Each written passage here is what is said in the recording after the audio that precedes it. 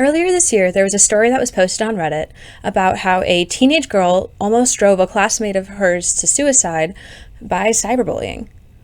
When this girl was confronted about her actions, she defended herself, claiming that the girl she was harassing deserved it because she was a pedophile. Now, obviously, upon hearing this, the school officials were incredibly alarmed. So they asked this young girl what her evidence was that her classmate was a pedophile. The young girl defended her actions by showing the school officials fan art that this other student had drawn of two characters who happened to have a 3-year age gap. Both of these characters were legal adults. One girl's harassment of another student became so extreme that her classmate became incredibly depressed and borderline suicidal. Obviously, the principal of their school got involved, so did parents, so did police, and so did various other mental health professionals. And this did all work out relatively fine in the end. But you have to question what was even going on. What sort of environment was this child in that she thought this behavior was appropriate?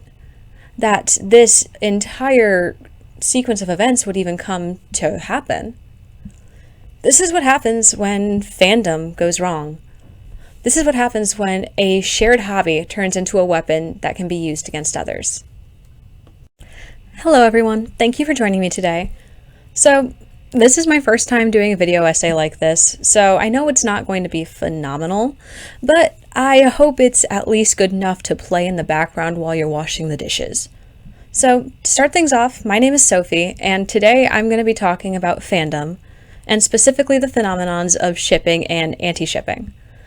I want to cover all of these aspects because what has happened is the rhetoric behind anti-shipping has begun to grow outside of the fandom spaces where it originated, and it's starting to cause real problems with real consequences offline. Anti-shipping, the way that we see it now, is an example of what happens when something beloved becomes corrupted through groupthink and fear tactics, which have slowly begun to bleed into aspects of everyday life and interaction. Fandom, as I'm going to be discussing it today, falls under the Communications and Media Studies category as media fandom, and that's really only an important distinction for someone who decides to fact check me on any of the things I'm about to cite. So, the word fandom means two things. One, it refers to the state of being a fan. And second, it refers to either a kingdom or a domain of fans, depending on the interpretation you're going for. Both of these definitions are key aspects of fandom as a whole, but it's the second one that I'm really going to emphasize today because the majority of my research focuses on online fandom. Before the internet became, the way that it is today, people engaged with fandom really, really differently. It was still a thing, obviously, but not the way we think of it. Interacting, for one thing, was incredibly different. It happened through handmade signs and email chains. People would meet up through in-person fan cons and through private forums. For the most part, fandom was a small subset of people who had a single similar interest. Now, fandom looks incredibly different. For one thing, it's considerably larger than it ever was before, and that is largely due to the internet and the fact that the internet has the ability to make an audience grow at an unprecedented scale. Fandom today also exists primarily online through various social media platforms. From the self-proclaimed home of fandom that is Tumblr, to Reddit, to the annoying Blue Bird app, fandom exists as a huge piece of all of these platforms, and it's a huge part of the social engagement of all of these platforms. Now, before I get more into what fandom looks like today, I'm going to start you off with a little bit of a history lesson. Now, If you try and look all of this up yourselves, you're going to get a lot of information from a lot of different sources, and almost all of it is going to be anecdotal. So I'm going to try and explain about 40 years worth of pop culture references as concisely as possible so that you have a small understanding of the historical context of everything that is going on today. Fandom, as most people think of it today, started off with the Star Trek TV show in 1966.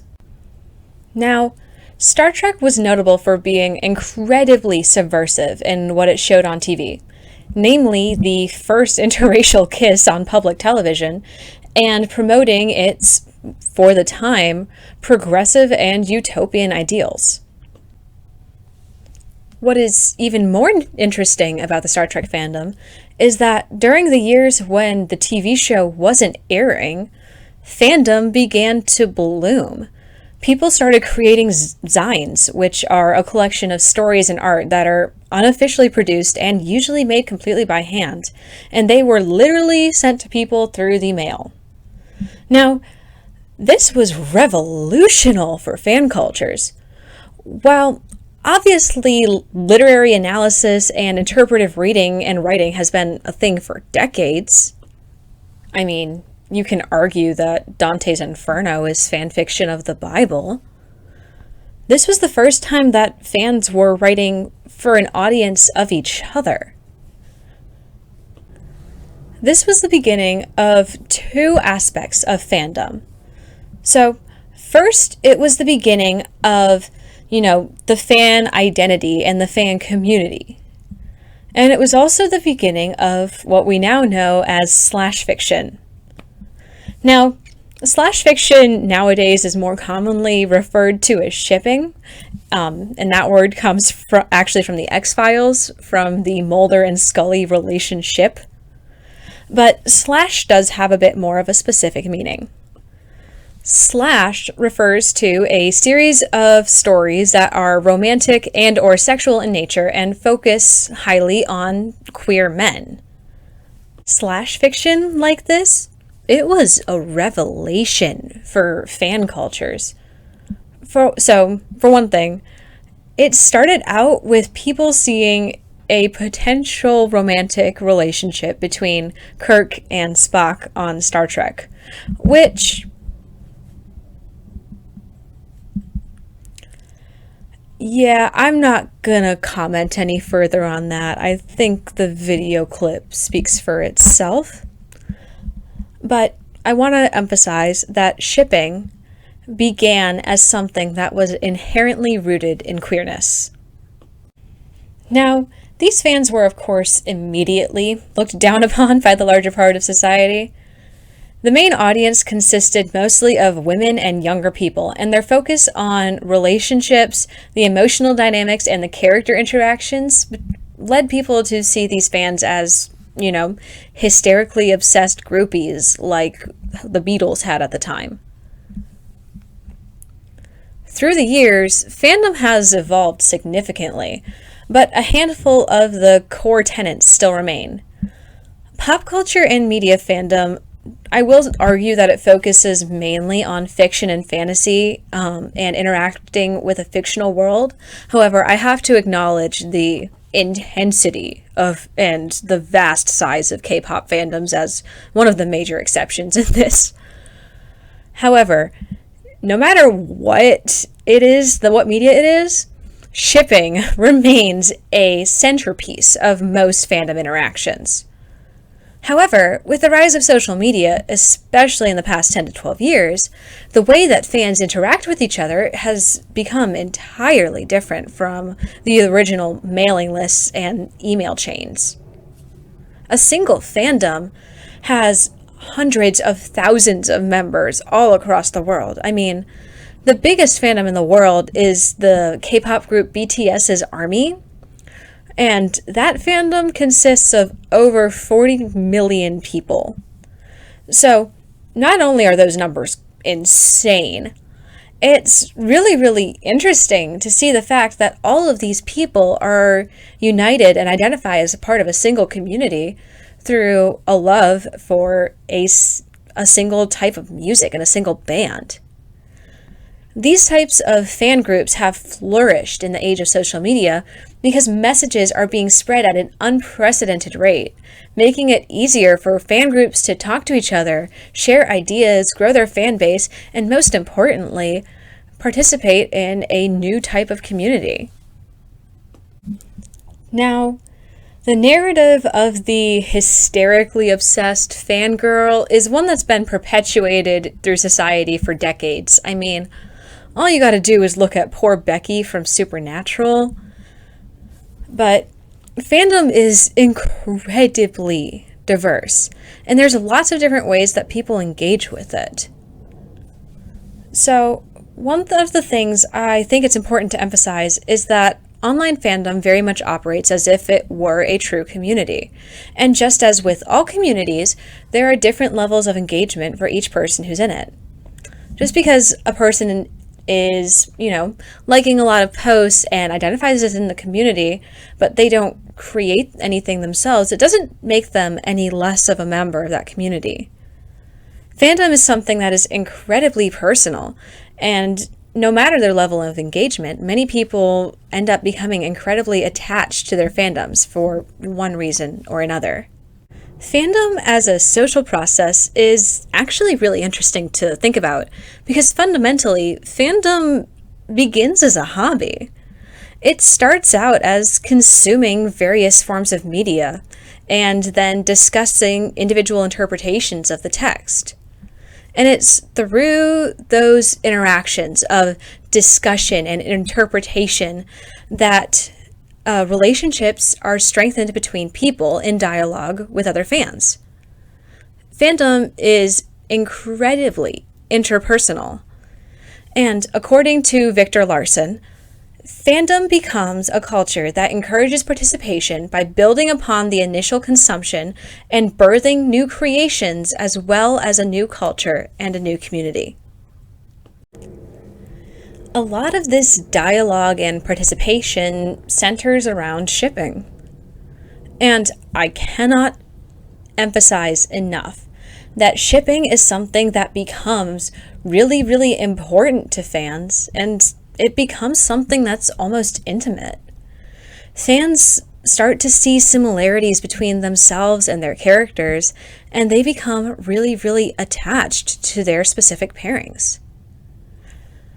What's interesting is that fandom allows for an exploration of identity. There was an article that I read that makes the claim that fandom helps sexual and gender minority youth develop a unique sense of identity by giving them a place where they can see people like themselves in a way that's normal. It also gives them the opportunity to explore different aspects of gender and sexuality in a safe environment. As Larson said in the same thesis that I quoted earlier, Slash allows for a dialogue regarding sexuality and the politics thereof, and it gives writers the possibility to explore gender as a social construct. There was an article published in 2020 by the Psychology of Popular Media journal that makes the claim that fandom and fandom interaction also helps younger queer people when it comes to identity formation. Now, how does this happen? While I really hate the stereotype of the hysterical fangirl, it is true that fandom is predominantly run by women. But also, it's not entirely run by straight women. A lot of fandom is actually run by queer people. And through both creating and consuming fan works, both, fan art and fan fiction, it allows people the opportunity for a deeper exploration and self-reflection. If someone had never heard of asexuality before, they might go their entire life feeling like an outsider. Fandom can introduce people to new identities that they might not have heard of before, and it allows them a place where they can educate themselves, reflect on it, and explore aspects of that identity in a safe way. And I cannot emphasize this enough. Fandom creates a space where queerness is celebrated, and many different aspects of queerness can be displayed and explored. And shipping is a huge vessel for this exploration. Since the majority of fandoms center around various ships, it makes sense that people enjoy playing with already established dynamics and creating something new out of it. This is where you get the common phenomenons in fiction of, AUs, which stands for alternate universe, OCs, original characters, and, a fair amount of just the general discourse and fan fiction that fandoms create. I know I'm repeating myself by saying this again, but it's something that I feel like I need to establish as clearly as possible before I start diving into some of the darker parts of fandom. But it's that fandom is fundamentally based on discussion, and it is a source for exploration of new ideas and themes. And fan fiction specifically is one of the biggest bases for this. A lot of fan fiction is centered around shipping, which, is pretty reflective of fandom, the original media source, and, society's general view about how romance should be the number one dynamic of a person's life. By the way, that last statement, I disagree with it personally, but I don't have enough time to refute it fully because that would be another episode entirely. Anyway, if you go on a fanfiction site like Archive of Our Own, also known as AO3, you're sure to see a ton of interesting stories. Some of these will be, cute and innocent and, rated G for everyone. Some of these are absolutely X-rated. Both of these are pretty generally accepted within fandom spaces as a whole, as long as things are properly tagged. There's a lot of different motivations behind writing particular stories and participating in fandoms, but fundamentally, it is all based on a shared love for either the characters or the original media source. Now, I want to emphasize this a bit because it's going to come up in my next section. But a lot of writers will use fan fiction as a place to explore darker narratives or themes or events in a safe space. Now, because I know I'm going to get comments on this after this video, let me remind you, this is fiction. Everything that these people are writing is not real. What a person writes for fanfic is not necessarily a reflection of what the author condones or believes. It just means that they had an idea and they decided to write it down. There isn't anything psychologically wrong with these authors just because they decide to explore something darker. Because fandom is based on media, it opens itself up to a wide variety of analysis, and people love to discuss different aspects of the events that take place in this media in extreme detail. It's through these discussions and creations that a sense of community is created among members of individual fandoms. While the fandom itself may be gigantic, once again citing BTS's ARMY, the sense of community remains as long as members are engaged within it. Fandom serves different purposes for different people, granted, but for many of its members, fandom provides a sense of community and solidarity, where they might not be able to find it in other places. However, 2017 saw the emergence of a brand new type of fan, the anti-shipper. Now, once again, I'm going to start this off by giving you a bit of a history lesson. I will preface this with the fact that although I have been involved in fandom for many years, I was not involved in any of the particular events I'm about to mention. My close friend was. So the following details are based off information I got from Victor Larsson's master thesis titled, "It Makes Me a Minor Uncomfortable." By the way, if you like what I'm talking about right now, go read that next, because that was incredible. And it's also based off of what my friend told me from her personal experience in the history of this particular fandom. The cartoon show Voltron came out in 2016 on Netflix, and almost immediately it was heralded as incredibly progressive. Not only did it have a princess of color and a wide variety of ethnicities shown on screen, it also had open queer representation through the character of Shiro, who was the captain of this team. Now, originally the ages of the characters were sort of ambiguous. So when people began to ship Shiro with other members of his team, namely a character called Keith, there was a bit of discussion going on about whether it was appropriate to ship them, since Shiro was their captain and had power over the members, along with their relatively ambiguous ages.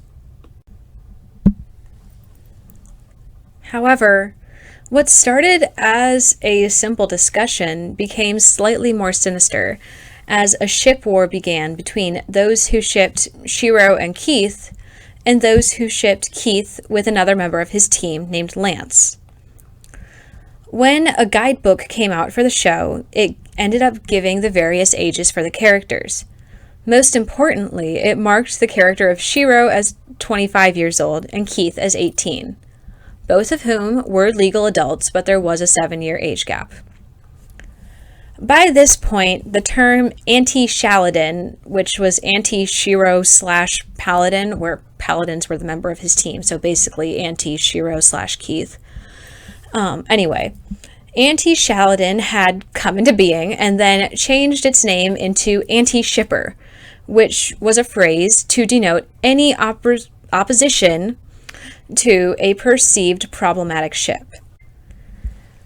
In response to the anti-shipper movement came the pro-shipper argument, which basically says that, moral is abstract when it comes to fandom experiences because the characters aren't real and, people can distinguish fantasy from reality and fact from fiction.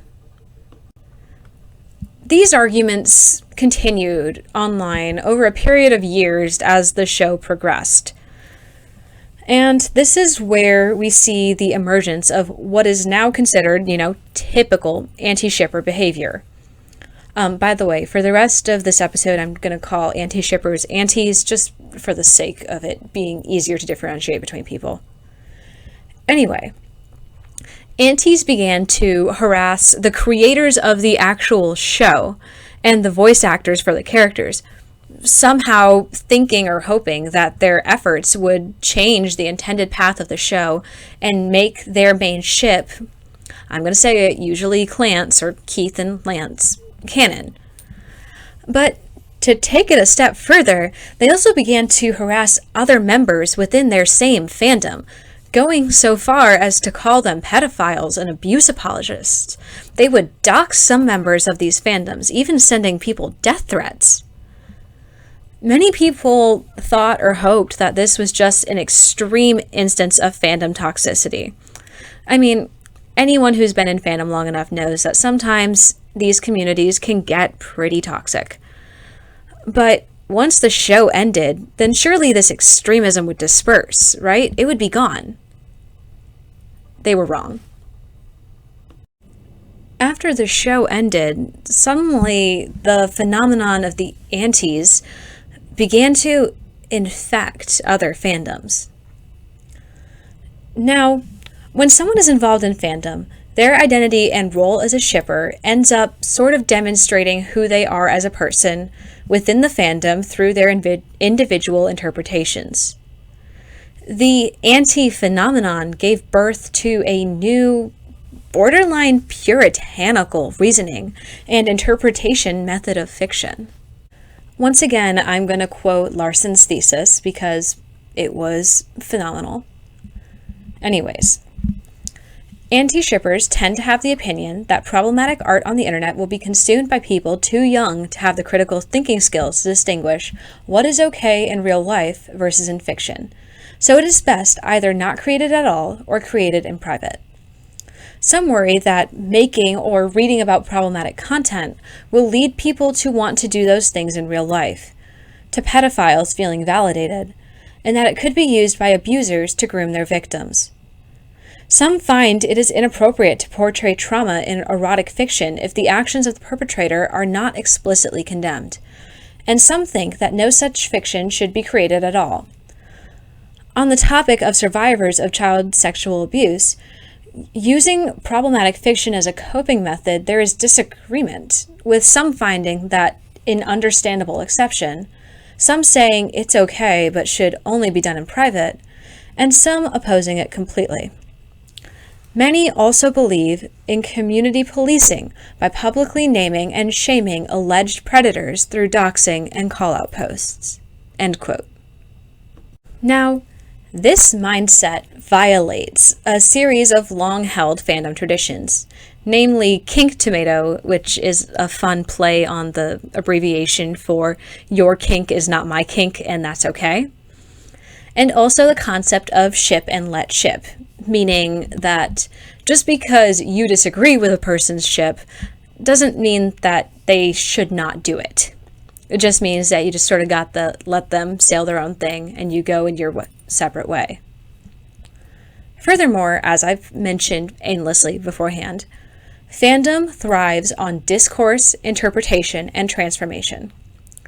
The anti-phenomenon made people afraid to participate in fandom spaces the way they did in the past for fear of getting threatened, having their privacy violated on the internet, or straight up getting slandered. But antis don't view themselves as unwanted harassers. They view themselves as guardians of good morals and the educators of those they deem as knowing less. By the way, this mindset is what gave them the nickname Fandom Frollos, as in like Frollo from Hunchback of Notre Dame. Anyway, they think that their actions are protecting people and are done in the name of the greater good. This is only helped by the fact that antis use these buzzwords to make it seem like their causes isn't just, fandom or shipping drama, but social justice. You'll see posts online where people will post things that contain the phrases fetishization of queer people, romanticizing abuse, toxic relationship, sexualizing minors. And they say these things and they make it seem like they're taking an important social stance. You'll read a post online that says, like if you're against pedophilia, and you'll see it tagged with anti-ship and fandom. This not only confuses people because it means you're not sure if you're promoting something that is, a generally decent statement and something that thinks that a 3-year age gap between adults is pedophilia. And what's worse is that by using this type of language, these antis gather support from people online who don't know what the topic is actually being discussed, and it gets them to repost this anti-ideology and therefore promote it. They frame pro-shippers as real-life pedophiles and abuse apologists. Anti-shippers create a community where going against their opinion is punished with relentless harassment. And this discourages people from critically thinking about how to engage with media. It becomes just a large echo chamber of groupthink. And that's sort of terrifying, given the fact that the average ages for these people are usually teenagers. These anti-shippers are usually incredibly young. And they're targeting actually older fans.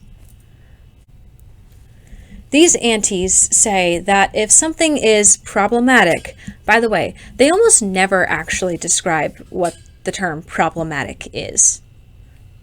Sorry if you just heard that banging, that's my heater. Anyway, they say that if something is problematic, then it shouldn't be engaged with or created at all. And coming from fandom, which is a tradition that has always encouraged dissenting opinions and discourse, this has made fandom something which was always a digital safe haven for people.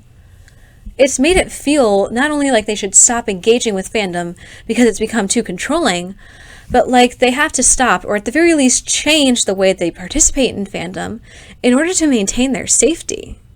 Now, I said this at the beginning of this episode, but I'm going to repeat it because I know I'm going to get comments about it the second I post this online.